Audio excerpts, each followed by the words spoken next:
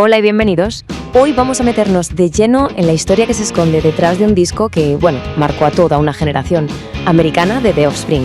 Y para hacerlo, contamos con un análisis increíble del blog La Playlist del Yello, a los que damos las gracias desde ya por compartir este currazo. Para que nos hagamos una idea de la magnitud de lo que hablamos, ojo a esta cifra.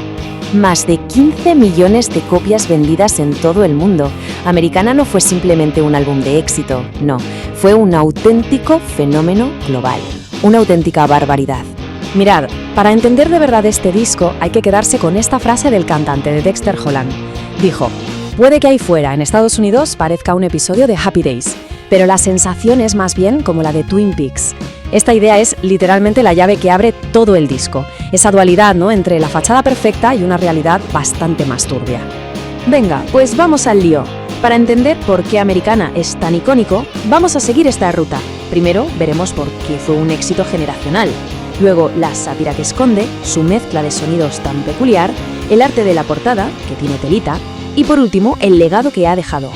Empezamos, claro, por el exitazo que fue. Se lanzó el 17 de noviembre de 1998 y, es que capturó a la perfección el sonido pop-punk de finales de los 90. Se convirtió en un fijo, en un pilar, tanto en la MTV como en todas las radios. Y claro, gran parte de la culpa la tuvieron unos singles que los reventaron. Temas como Pretty Fly, For a White Guy, Why Don't You Get a Job o The Kids Aren't Alright es que se convirtieron en la banda sonora de muchísima gente. Vale, ahora pasemos a lo que hay debajo de la superficie, a ese mensaje más profundo, a cómo The Offspring usó su música como una crítica súper afilada a la cultura de Estados Unidos. Lo que me parece genial de esta parte es cómo Dexter Holland lo resumía. Él decía que el disco era como una colección de pequeñas historias, de viñetas que mostraban este contraste tan bestia. Por un lado, tenías el sueño americano que te vendía la tele, ¿no? La América de postal de Norman Rockwell, la vida idílica en la granja, el rollo de Happy Days. Y por otro lado, la realidad según The Offspring, la América de los talk shows más polémicos como el de Jerry Springer, la vida de comida rápida y, el rollo inquietante de Twin Peaks. Así que, en esencia, de eso iban las letras, de temas bastante más oscuros de lo que parecía por la música. Contaban historias sobre la desilusión al hacerte mayor, sobre vidas infelices, sobre el potencial que se quedaba por el camino y lanzaban dardos al consumismo y a esa cultura de la telebasura que empezaba a pegar fuerte. Y ahora la pregunta es, ¿cómo consiguieron que una crítica tan ácida sonara tan pegadiza y tuviera tantísimo éxito? Pues vamos a ver la fórmula musical. La clave fue una mezcla que era una genialidad. Tenías la base, la furia del punk rock, que era lo suyo. A eso le sumaban unos estribillos y unas melodías pop súper pegadizas, de esas que no te quitas de la cabeza. Y para rematar, le metían influencias que no te esperabas para nada, como toques latinos, de ska e incluso mariachi. Y esto se escucha súper claro en el disco. Por ejemplo, el mítico 1, 2, 3 de Pretty Fly, ¿quién no lo recuerda? O esos riffs con sabor latino, las guitarras con ese toque ska, si es que hasta metieron una banda de mariachis entera en una canción oculta. Y ya si te fijas, la melodía de Why Don't You Get a Job tiene un aire a los Beatles que es innegable. Y todo este mensaje del disco, toda esta dualidad, quedaba perfectamente resumida en su portada. Una portada que ya es legendaria y que fue obra de un auténtico ícono de la escena alternativa. Hablamos de Frank Gothic, un diseñador gráfico estadounidense que se hizo famosísimo en los 90 por sus pósteres para grupazos como Nirvana, Pearl Jam o Soundgarden. Su estilo lo definían como muy pulcro, inocente y cincuentero, pero con un toque retorcido. O sea, es que era la persona perfecta para plasmar la idea del álbum. Y la portada es un ejemplo brillante de esto.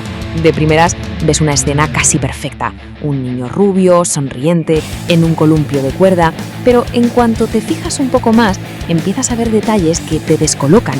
El niño lleva un aparato ortopédico en la pierna y en la mano no tiene un juguete, sino un crustáceo muy raro. Y ya el remate es ese tentáculo misterioso que sale por un lado, acercándose. Y la historia tiene un final bastante punk, muy crudo en la contraportada. Le das la vuelta al disco y el columpio está vacío.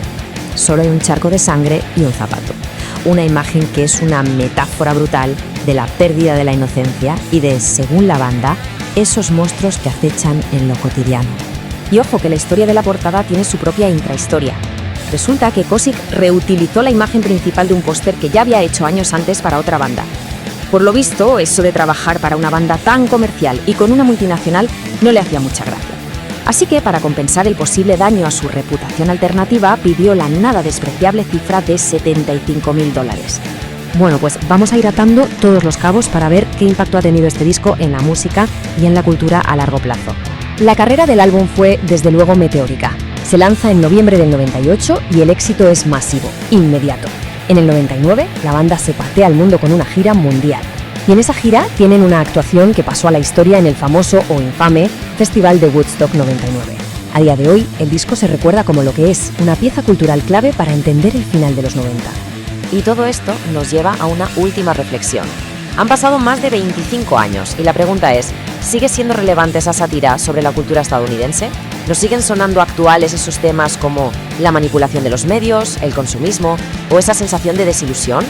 Y si os habéis quedado con ganas de descubrir más historias como esta, no dejéis de visitar el blog que ha hecho posible este análisis, la playlist del Yello.